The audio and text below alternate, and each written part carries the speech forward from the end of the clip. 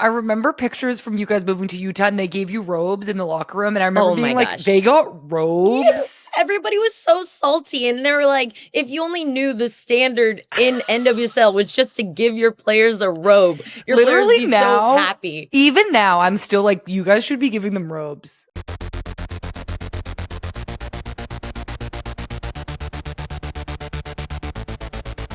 Hello, everybody, and welcome back to Friendlies. I'm Sam Mewis, and today we have a very special guest joining us. She is a legend of the NWSL, having played in the league for 10 seasons. This year, her Kansas City Current won the Shield during a historically successful season. I am so excited to finally welcome the Sally Queen, Lo'eau LaBonta. Lo, welcome to the show. Hey, girly.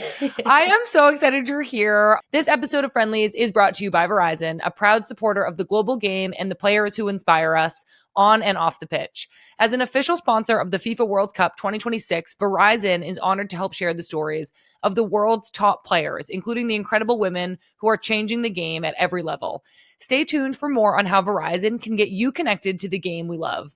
All right, everybody, here is Lo'eau LaBonta. Oh my gosh, I can't believe it. Congratulations. You guys had such an incredible season with Kansas City. I know that it didn't end how you would have wanted to. We will get to that, but there are still so many incredible accomplishments to celebrate. I was wondering if you have had a break at all. I know that you're playing in World Sevens this weekend. I want to hear all about that, but what have the last couple of weeks been like for you? Oh my gosh, crazy, right? I mean, similarly to you, when we work on the broadcasting media side, when it comes to the final, they're like, what can we all squeeze out? We want every single person. We want you to work for every single company. And so, oh my gosh, my dog, of course, if you can hear that. Oh no. He's drinking water. I can't hear it, but like I'm thrilled. He's like right there. He came out of nowhere just now. Hello. He was taking a nap. I see his little butt. Yeah, his little booty. But no, like that, you just go work the final. And I didn't do as much this year as I have prior years because I'm like, I have to break the cycle. I need to make it to a final and play and not work it. Then, yeah, after that, I literally left the country with my husband and we went to Belize because we're both scuba diving certified. Yeah, so went and did that real quick. Oh my God, so you had a little break. A little one, yeah, because then I had to come back here because we started training a little for the World Sevens this week. So yeah, just a little break, but it was nice. That's why I can talk about soccer right now because I had that little reset. I know, fair enough. How was scuba diving in Belize? It's unreal. Have you ever heard of the Blue Hole? No. Oh my gosh, you need to go look it up after this. It's one of the coolest, most frightening things to ever experience. Like right before you go in and dive and breathe underwater, they're like, hey, just be careful. Like you're going to keep sinking. And I'm like, all right, maybe I don't want to go down there anymore. Why? Because of like the density of the water or something? Yeah, like you can't really see. You don't usually have to bring flashlights because like the water is clear enough, but they're like, hey, if you think the ground is like a couple feet under you, it's not. It's about 20. So don't try and reach it. Get a selfie. Like you're just going to keep dropping. Yeah, it's frightening, but also like the coolest thing to experience. But yeah, it was frightening, but so cool. Look it up. When you like just Google Blue Hole, it's going to be like all this teal turquoise water. And then you'll just see like dark, deep navy circle. Like it's a literal perfect circle and you can't see anything in there. I've just like, that just unlocked like a new fear. Like I did not even know that I was supposed to be afraid of the Blue Hole, but like I'm literally terrified and I'm not looking it up because I'm too scared. I'm so glad you got to take a little break. We'll circle back to World Sevens before this interview is over. I do kind of want to go back, Lo, because I feel like, I don't know how common of a misconception it is anymore, but when I was joining Kansas City, you were one of the first people to text me, and I like had thought you were from Kansas City. I feel like people must just think it because you are such the heartbeat of the team. You are so beloved in the city, but you actually grew up in Southern California, which of course I now know. And I did read this really cool story about when the U.S. Women's National Team came to LA in 2008, you were a ball girl. And I want to know if you can tell us that story. Absolutely. So, I mean, you and I are also, you're in 93, yeah? I'm a 92. Okay, 92. But you were like my school year. Yes. Yeah. It's funny because when we were growing up, we didn't have a pro level to look up to. Like, all you looked up to was the US women's national team. And so I was so fortunate that there was games happening in LA and I was able to drive over and see those. And one time my club team just happened to be the ball girls for this national team, for the US women's national team. And like when you've been a national team player and you run by all the ball girls and you give them a high five and they're like, "Can you sign this?" and all that. And I was never that person that asked for autographs, but the one person I came across was Natasha Kai because she's Hawaiian, I'm Hawaiian. And I was like, "Sup, bruh? Like, I'm Hawaiian too." And she was like, "No way." And she, goes down the line, goes back in the locker room, brings out one of her cleats and signs it and directly like hands it to me. And I don't get like starstruck, but at that moment I was like, this woman is a badass. That's one of the times where I remember like I was looking up to a female athlete and I was like, I love her. I want to be her. And yeah, it's like full circle now. So full circle because Natasha Kai was the first player of Hawaiian descent to play for the U.S. Women's National Team, and later you became the second. Yep. Knowing that now, I'm thinking back to you as like a 15-year-old. You were in your mid-teens. Yeah, same size. Haven't grown much. No, I'm just kidding. And it's such a pivotal moment for all of us in our careers. Like we're figuring things out socially, starting to think about college. What do we want to do with our lives? How much are we going to give to soccer? How much do you think this moment and this exchange with Natasha Kai shaped what you wanted to do? I think exposure is such a big thing when it comes to youth sports. I now think of that more when I interact with younger players, right? I'm like, I don't know what I'm going to do for this kid or what I'm going to say, but I know it's going to affect them somehow. So I think that's why I embrace to the Selly queen, because I want them to know, like, yeah, I'm a pro, but I also have so much fun. Like, I am still playing because I still love this sport, and it all started when I was younger. So if every pro knew that, I would hope they would still show more joy. Like, yeah, you can be serious. Like, you step across those lines and it's a serious game, but you still need to celebrate the little success enjoying the game. You do such a good job of that, and you have brought your game and women's soccer in the US to so many new fans through your celebrations, which is just such an amazing, I feel like, thing for you to carry. Like, I know it must not feel like a burden because it is this really fun thing, but I think the responsibility of like opening the game up to new audiences is something that is on all of us. You are somebody who has really done such an amazing job of that. I do want you to take us back to, you said you really started to love the game when you were younger and to have this joy for the game when you were younger. What do you think shaped that? Can you talk to us about some of the people in your life as a kid that supported you? All my life, all I've known is sports. I was raised by my dad, who was a LAPD officer, and I had a brother who was only 13 to 15 months younger than me. And all we knew were sports. Like, we were on the same teams. We already had, we would have training with our teams, but then we'd come home and we'd still be competing. And we played every sport from like karate, baseball, soccer, basketball, like every sport. So it was constant sports in the house. And we just had that competitiveness because we were so like he was just as good, if not better than me at all the sports. So I've always had that love, and the only thing is, like, I was better at soccer. Soccer is a game where it doesn't matter, your background, your size, like, there is a role for you everywhere in soccer, and so I just continued that one throughout my whole childhood into college and now professionally, and I think because I continue to grow as a player and get better still at this old age that I'm still loving it. You mentioned college. You went to Stanford, one of the top women's soccer programs in the country. It still is. It's a school that has produced obviously incredibly smart and intellectual individuals, but also some of the best soccer players. You, Naomi Girma, Kat Macario, Ali Riley, Sophia Smith, Tierna Davidson, Kristen Press, Kelly O'Hara. Like, the list is so long. What do you think it is about the program at Stanford that produces such special players? Can't necessarily speak for the younger players now because everything is changing in the soccer world. Like, some people go to college, some people go to a season of college and then go pro, some people skip college. But for me, when I was growing up, college was your end game as a player. There wasn't much after that. So I was like, I'm going to go to a college that where I can get a really good education, but also be challenged on the soccer field. Our conference doesn't even exist anymore, Sam. It was I Pac-12. know. I think we're in the ACC now. Who even knows? I have no idea how college soccer works anymore, but it's just something about like you're never the smartest person in class. Well, I was never the smartest person in any of those classes.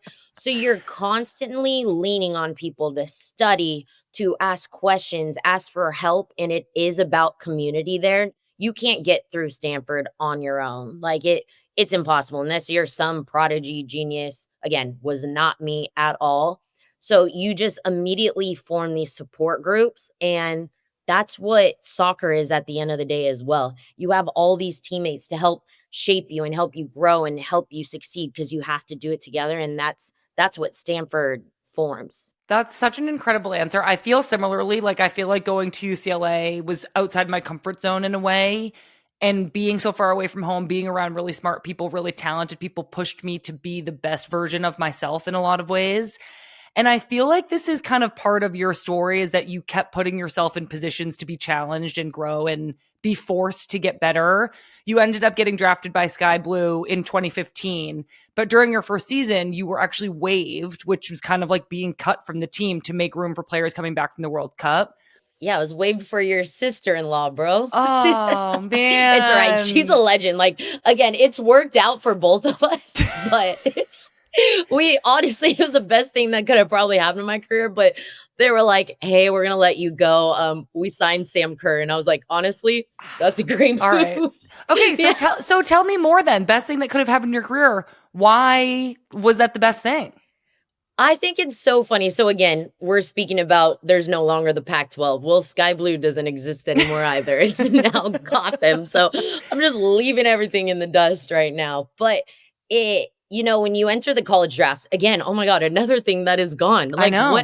how old are we? Like everything We're is just diminishing. we already told everybody the year we were born, so people are doing the Yeah, they math. can do the math. You go into the college draft, and at the time, the only really established club in the NWSL was Portland Thorns. So that's like, let's go there. And then, you're looking at it, you're like, I really don't want to go to Kansas City, Western New York.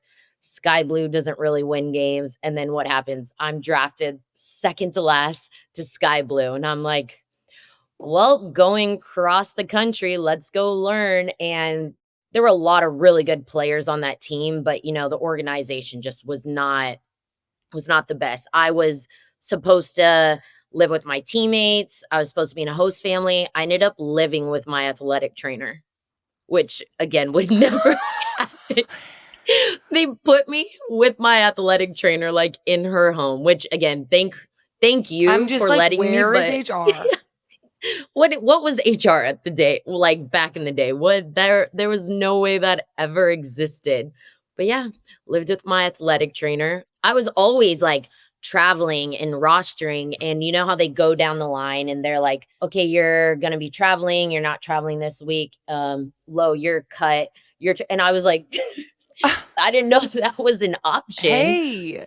Hey, super, super sick. Are you gonna get my flight home? So I actually ended up going back to Stanford, finishing up my degree, and just, trained. And then Kansas City called me and was like, hey, we want you here. And the rest is history. Well, and that's where you played for Vlatko and Janowski for the first time. There's this really great quote from Vlatko from during your first season playing for him. He said, looking at her, you might be like, oh, her size may be an issue, but in a 50-50 ball, I'd put Low against anybody. What I really want to hear still is like what it meant to you to get cut from a team and then show up in Kansas City and be so appreciated by somebody like Vlatko. Now, we can put Vlatko on a pedestal because of everything he's accomplished in this league. He still, at the time, wasn't as well known. I mean, he had won back-to-back championships with Kansas City, but even the city didn't even know about the team.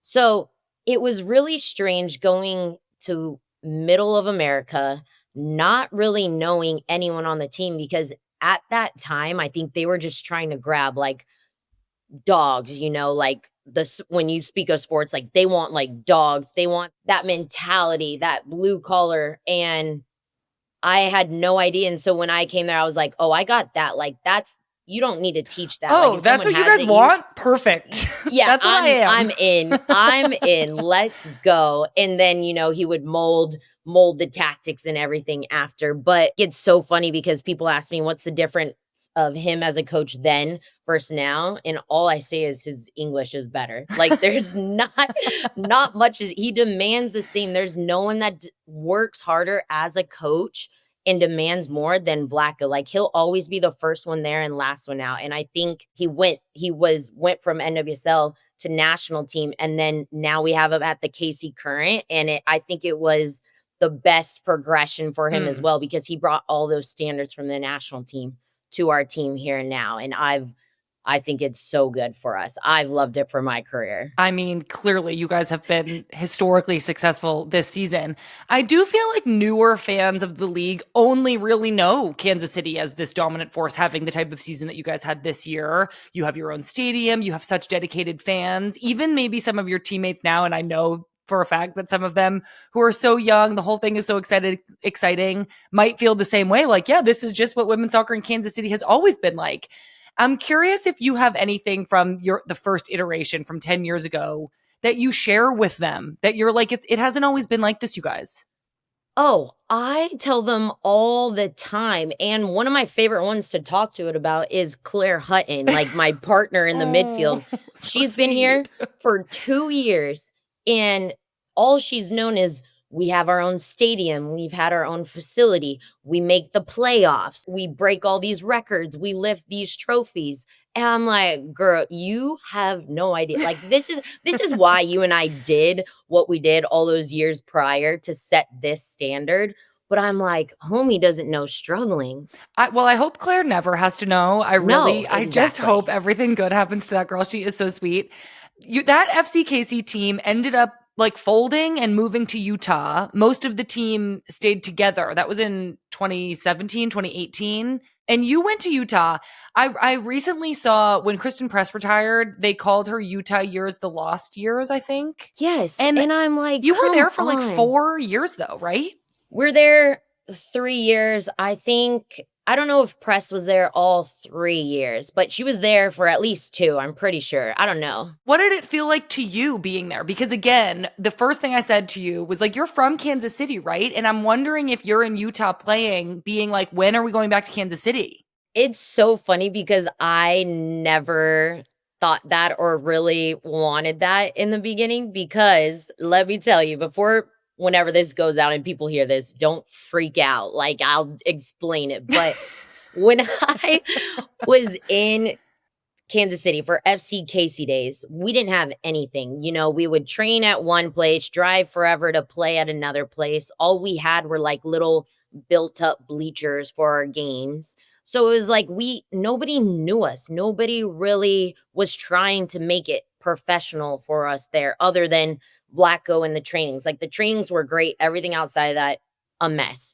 So when we went to Utah and we were partnered with the Real Salt Lake team, it was great. We had a stadium. They gave us our own locker room. Like people don't know, we did not have locker rooms. We weren't able to shower after practice. I actually I remember pictures from you guys moving to Utah, and they gave you robes in the locker room. And I remember being like, they got robes? Yes. Everybody was so salty. And they were like, if you only knew the standard in NWSL was just to give your players a robe, your players would be so happy. Even now, I'm still like, you guys should be giving them robes. Like that was a game changer in the NWSL in like 2018.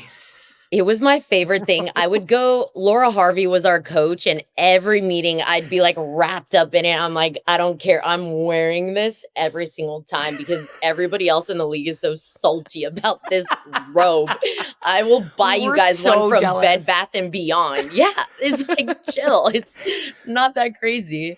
So Utah's treating you great.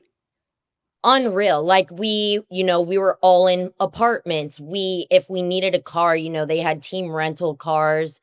Everything was taken care of. And so it was my first experience of being an actual pro athlete.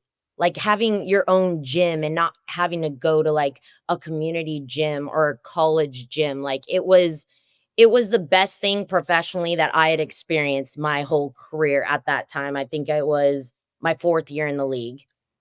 And I had these people. I had like A-Rod. A-Rod was a teammate of mine. Kristen Press, Kelly O'Hara was there. Like I had more pros that had been national team level and trying to bring that to our team. And again, it was just a big learning moment for me. And so when they were like, we were about to be sold and they're like, hey, you're going back to Kansas City. I was like, "Are you sure?" Because we didn't have any, like, we don't have what we have now. We were gonna be in trailers again, and I mind you, my boyfriend, now husband at the time, was in Kansas City playing, and I was like, "I'm good. I don't need I would rather have a stadium right now and locker room for my career than, like, share an apartment with my boyfriend." what like kind of like a wrench around. I can't think of a different word for that for some reason, but like getting ripped from city to city, establishing yourself as a true professional in Utah, coming back. I like can't really imagine the like emotional toll and inside your head, what are you prioritizing and valuing? Like, are you saying, like, what were your goals? And did you feel like you were going to be able to accomplish them moving from city to city, from club to club, folded team to folded team? Like, how did that feel to you? It was not the best of time too because COVID happened, right? So COVID happened. We have our the first Challenge Cup tournament. Laura Harvey was no longer a coach. We got another coach. Then the coach was under investigation. Then they were like, "We're gonna sell you guys." And then they say we're going back to Kansas City and you're gonna have another coach. Like I had never had a consistent coach, and I was still just trying to see what position am I? Sometimes like my first year at Sky Blue, I was sometimes outside back. Then in FCKC, I was a six. Then at Utah, I was a winger. So I'm like, what position do I play? I do not know. Where do I live? What license do I get? Because when you Oh, move, it's you have to tough. like register another. So I'm like, am I having an identity crisis? Like, I'm a pretty confident person. I know who I am, but what is happening? What system do I like to play? There's all these questions you have. So when we finally got to Kansas City, again, it's like, where are we training? Who's our head coach? Who's on the team? All these questions. Where are we playing? So many unknowns. And the one thing that actually grounded me and that I'm so thankful for is that I was actually with my now husband, Roger, because he was like, we got this. Yeah. And so, yeah, I'm grateful I came back to Kansas City. Well, we know you are. And I mean, I feel like everybody knows how much you love Kansas City, but it's so understandable to have some nerves about coming back to a situation where you weren't sure what it was going to be like again. Do you remember one conversation that like really convinced you things in Kansas City were going to be different and so much better this time? The moment I knew things were going to be different is the second you meet the Longs. No one dreams bigger than the Longs. And when they introduced us that first day in the city, it's at Union Station, which I don't know if you know here, but they held the NFL draft at Union Station. So when they're introducing us, they're taking this big stage and bringing the team there. And I knew it was going to be different. They put us smack dab middle of the city. And I was like, okay, now we go. Now there's belief, and I know it takes time. And that's what I've ran into so many people this last final in the league, like people from Angel City or Bay FC. They're always like, love what you guys are doing at Kansas City. And I'm like, you guys, we didn't do that overnight. We're in our 5th year. Like you guys, you can be there. Don't just think because we have success now. Like it took time. Yeah, that makes so much sense. And I actually love hearing that because it does. One of the things I always say is like the teams who are investing the most, you want them to win because that just shows all the other owners that if you invest, you'll win. It's not really that difficult of an equation. Kansas City has like solidified that in everybody's mind. Vlatko comes back and coaches and has been leading you guys to literally historic season after historic season. It's been so fun to watch. I do know that Vlatko just recently announced he's stepping back from coaching to be in a different position within the club. We're all very excited to find out what that's going to look like because so many eyes are on you guys, partly because the stadium, which I want to talk about, the first ever stadium specifically designed for women's soccer. I remember specifically when I was in Kansas City with you, and we weren't in the training facility yet, which is also, of course, such a beautiful facility. We were in the trailers. We couldn't win a game. And then we like literally moved to the training facility and we started winning every single game and we made the final.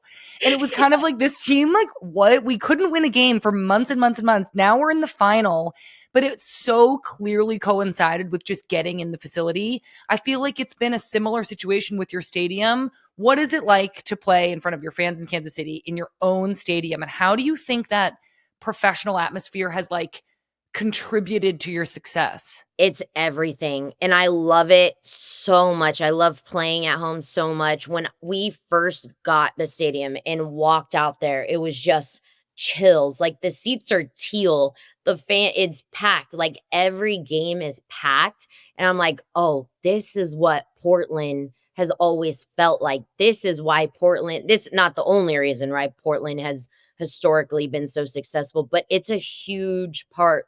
And like Denver coming in now and building their own like it's just a domino effect, right? One person does it, the next, that's the standard. And then we win there. And people want that for their organization. Mm-hmm. I love it so much. Our locker room too. It's so sacred. I think the only other team that has gone to use that is the U.S. Women's National Team when they played in the stadium. And like Cooper, Hutton, and I, we're all looking at each other like, what are these guys doing in here? But we get it, whatever. It's for country. It's just different to have your own home stadium, your fans show up for you. Like it's a huge part. And I want, like, yes, it's an advantage for us, but I want every professional athlete to experience that. It's an incredible goal. And I think for both of us, knowing where all of this started and where it came from, even just seeing one is so cool. But you're right to say that now this is the norm now. Like this is the expectation now. And hopefully all that leads to is just more growth and more success. You mentioned the national team being in your locker room in Kansas City. I do want to ask you about in the middle of this NWSL season, you made your first appearance for the U.S. Women's National Team, becoming the oldest player ever to get their first cap. Such a weird compliment. And I know it is, but it is a cool stat. And I want to just ask directly about it because it's like, did you at some point assume that this wasn't going to happen for you? And what was it like to realize that it was? It was the weirdest feeling, right? There's so many. And you've been a part of the process. You know, when you get the provisional email, you're like, hey, you're up for a camp. Like you can be chosen. And you find out it's out of like 100. Yeah, you could be chosen. It's like out of 100 people, but good luck. And so I told them too, when they finally called me in, I had gotten so many provisionals. It's like a rewards card. You know, you buy a coffee, you get a stamp. And I'm like, okay, by my 10th one, I finally got a call up and it was insane. I didn't necessarily think it was ever going to come, but I also never gave up because I was on provisionals. If I would have stopped getting emails, I would have been like, all right, I get it. But it was wild because Emma was calling in all these young players. And then she was like, you know what? Let's even it out with the oldest player. Bring in an outlier. Yeah. I think it speaks so much to your leadership, and you being captain of Kansas City isn't something we've covered a ton. But were you able to bring the way you are at Kansas City, a leader, kind of, I know one of your nicknames is Lo'eau Mama, like, this figure to so many of your young teammates who they can go to and count on and rely on the field and off. Were you able to bring that side of you to the national team, your experience? 100%. And it's funny bringing my experience. Like I had to bring my club level experience, right? Because I was a rookie there. And I remember going into camp and I'm talking to my KC babies, who I referred to for Hutton and Cooper. Like when they come, they were the youngest. I'm like, I'm going to take care of you. You're my little babies at Kansas City. But then we're going to national team camp and I'm like, what do I pack?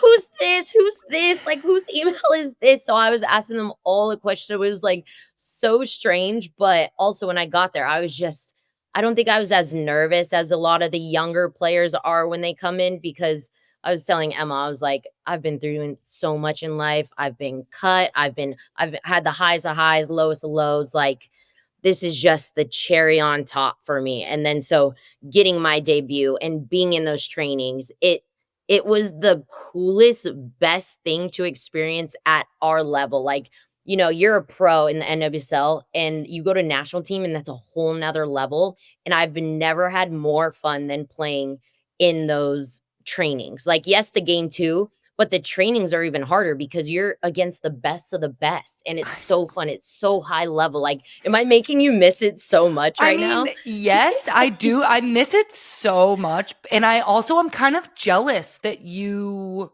are like, it was so fun, because so much of soccer for me was stressful.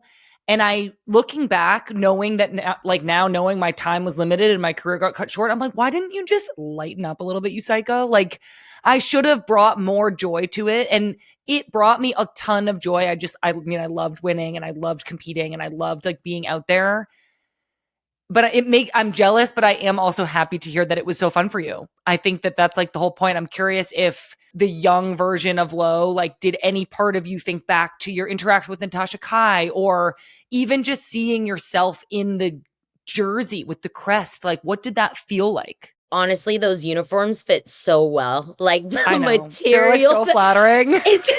It's the best. They used to not be, but like now they are. Yeah. Thank you so much for getting it so perfect. Like, when you put it on, you're like, this feel good. It's a definition of look good, feel good, play good. And again, that's the standard there. Like, everything about it, from the national anthem to doing the like, all of that is what you've only seen in documentaries or if you go watch a game. But to be a part of it, like, no one will understand unless you've actually been in that game. And that's why also I respect Emma so much, because she's given so many opportunities to people in this last year to feel that and experience it. And I'll forever be grateful to her for that. I know that so many people were inspired by you getting your first call in, your first cap with the national team at that stage in your career, because it was such a symbol of, if you play well in the league, you're going to get an opportunity. And you have now given so many players even more belief that if they just play well in the league, they'll get their shot. So I was really, really happy for you. I do want to circle back to the current, a couple last questions. I just have to ask, I didn't go into too much detail about your historic season, but you guys won the league in like August. Like, you had such an incredible year. You went into playoffs, the number 1 seed, and you got upset by Gotham, who would go on to win the championship. It was a hard-fought game, but I imagine really devastating and kind of stinging and surprising for you all, who of course envisioned yourselves winning the championship. I guess I just want to know what ways you think what happened this year will fuel you for next year, and maybe any reflections or takeaways that you've gathered in the last couple weeks. It's very different, our 2024 season and our 2025. For example, 2024, we get the stadium, Vlatko becomes our coach. We're like a new team. Temwa breaks every record ever, comes into this league, surprises everyone. We set these new records. We lose in the semifinals, but we also look back and we're like, wow, we're good. We're going to be really good. Like, we're technically a new team and we had all this success where we're like on a high. Go into 2025, break all these records, win the Shield early, get upset in the first round. And you're like, wow, you don't say we suck, because we clearly don't, but you're like, that hurt. That one stings. We don't have that same reflection of like, look at our season. We're still like, oh God, we just got upset. And like you said, where you're like, there's so much investment. People were rooting for you. I didn't see one media outlet say like Kansas City is not going to win it. So everybody believed in us. So we didn't just let ourselves down. We let everybody who put us on their table. So it's like that's the hurt though. Like, yeah, we hurt before, but we're like, wow, we overperformed. Yeah. This one, we're like, wow, that was such a disappointment, even though we had all these records. So I think now it's like, we're going to carry that hurt with us. We're already talking about, we're going to go we need to crush these teams in World Sevens, because they're getting the salty players right now. We have not reset. We have not gotten over it. We're trying to go out and win this thing now, because we need to win one more thing before the year ends. It's going to be different next year. I know we're going to push even harder because we really want to lift that trophy at the end of the year. I mean, a perfect answer. I'm glad you brought up World Sevens. I do want to talk about it. This is this new, very exciting 7v7? 7v7, Yes. right? Yes. Tournament. So it debuted in Europe in like May earlier this summer. It looked so fun. And now it's coming to the US. You guys are playing in it. And I think you're right. Like, I feel for you guys, this is such a great opportunity to kind of like, you know how they say like get back on the horse? Like you don't have to sit with this upset now until like April or March. You get to kind of do something about it right now. So World Sevens, it's going to be on TV. DJs are there. There's like huge celebrations, which I'm very excited to see. There's teams from Mexico, Canada, and the US. San Diego Wave are doing it with you. How have you guys been preparing for this? Like, are you playing 7v7? Are you like just doing rainbows and celebration practices? Like, how do you train for it? It's so funny you say that because at the end of practice today, I was like, so when are we going to work on our cellies? Because that's one thing that popped off in the World Sevens, the European one. It was like Bayern was celebrating, and they are not like that when they're in their regular league play, but they were scoring goals and celebrating. And I was like, this is what I'm talking about. This is the joy. This is what small-sided brings out of people. So today, actually, we had a meeting going over the rules because we were like, it's a whole new game. I guess. So we're learning all these things, learning the different like tactics of how to attack and how to defend. You know, it's usually man on man. It's usually, just only shorter passes, not longer balls. So there was so much in it. And I was like, oh my God, we need to go watch like some clips or some highlights from the last tournament because it is a different game and it's flying subs, thank God, because I don't know if I'm in small-sided form right now. Like I said, I was just scuba diving. There's no cardio in scuba diving. So I'm excited. I need to look up some cellies because I'm hoping to be doing a lot of that this weekend. Yeah, well, we're all really excited to see it. I am so excited to see your team in particular doing this. I think it's going to be so fun to watch.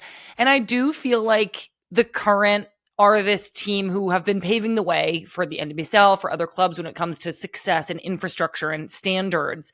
And I'm curious if you think participating in a tournament like World Sevens is another example of like, this is a new opportunity and we're diving in and we like want to win the prize money. Absolutely. And when they brought this up, when we were initially asked to do this, all of our players were like, yeah, we're going to do it because we don't want another team to do it. So let's do it. Let's just go full send, try and win it. I think the coolest thing about our team too is that we're bringing some of our second team players with us so they'll get experience. It's a way to bring the whole organization together. Another thing we are doing here differently than a lot of the other clubs. So I'm excited for that because that's the development of soccer now.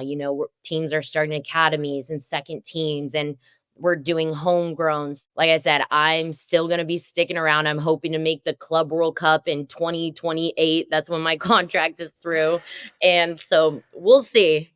You can play forever. Look, Lo, one, thank you so much for doing this. It was so fun to talk to you. I do just want to say, I feel when I have like some space from my playing days now, and I think the players I always have the most respect for are the ones who had to fight for it because I feel like I had to fight for it. I feel like players who get overlooked or get cut or don't get it handed to them like right off the bat are the ones who it means the most to and the ones who really give the most of themselves to get it. And you like fit so clearly into that category. So I have so much respect for you. I am cheering for you. I know Kansas City's going to be back with a vengeance next year and I can't wait to watch you play at World Sevens. Oh my God. All of that was so sweet, Sam. Thank you. You're welcome. I miss you. I know. I really miss you guys. Kansas City was a weird time in my life, and in a lot of ways bad, but you guys were like really special and I'm grateful that I got to know you and play with you a little bit. I wish it could have been more, but I am cheering for you. I love watching your team play. I love watching you play and I'm excited. So thank you again. Oh my God, we need to clip this compliment and just put it in my inbox, please, so I can wake up to it every morning. Thank you all so much for listening. Lo has brought so much to this league, and she's truly the heartbeat of the Kansas City Current. I have so much respect for her, and I really hope that they win that prize money this weekend. Before we let you go, we've got our linked up voicemail of the week presented by Verizon, and each week we want to hear from you. So call, leave us a voicemail at 855-611-4050, and you could be featured on a future episode of Friendlies. Here's our caller this week. Hi, Sam. This is Jackie from Cincinnati, and I'm wondering why friendlies are almost always played in the U.S. I know there were some games in Europe last year, but it seems like outside of major tournaments, nearly all the games are played in the U.S. And I'm just wondering, is that because we're the best team in the world, obviously, or if there's some other reason? You're the best. Hi, Jackie. Thank you so much for calling. Such a great question. I don't know if I have all the answers, but I think that U.S. soccer obviously makes more money having the games here in the U.S. They get to sell tickets, and then they also get to have that TV broadcast deal that includes the games as part of the package. I do think that there's a lot of value in having friendlies in other countries, like for the players to get to experience that traveling, being away from home. It can sometimes mirror more of like a tournament setting, having to play an away game. But I think that U.S. soccer is just really well equipped to host friendlies here, and it's probably in their best interest financially too. So I feel like that's why most of the U.S. women's national team games seem like they're here at home. That was our linked up voicemail of the week presented by Verizon. If you want to join us for this segment, the banana phone is always open. Give me a call, 855-611-4050. Leave a message, ask me a question, and you could be the next featured listener thanks to our friends at Verizon. Next week's guest is Real Madrid and Scotland midfielder Caroline Weir. I played with Kaz at Man City, and she is just so good. It was so fun to reminisce on our times together and really fun to catch up with her in the midst of all of her success at Real Madrid. Thank you all so much for being here and for listening. If you haven't already, please make sure you're subscribed to this YouTube channel or podcast feed. We've got an episode of Mewis Squared dropping tomorrow. You can check out our newsletter, join us on Discord, join us on social media. I'm so happy that you're all here with us. Thank you, and we'll see you soon.